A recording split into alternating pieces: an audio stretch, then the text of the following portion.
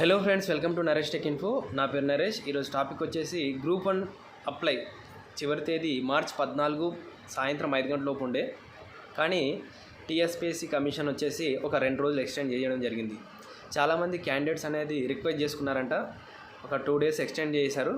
అంటే మార్చి 14 సాయంత్రం 5 గంటల వరకు ఉండే దాన్ని మార్చి 16 సాయంత్రం 5 గంటల వరకు ఎక్స్టెండ్ చేశారు. అంటే ఒక 2 రోజులు ఎక్స్టెండ్ చేశారు.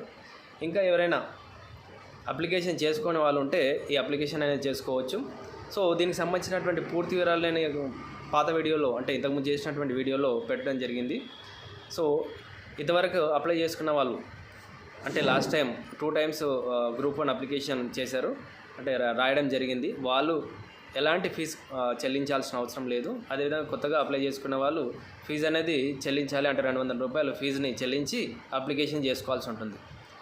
సో ఇంకా ఏమైనా డౌట్స్ ఉంటే నా యొక్క కమెంట్ బాక్స్లో కమెంట్ చేయండి.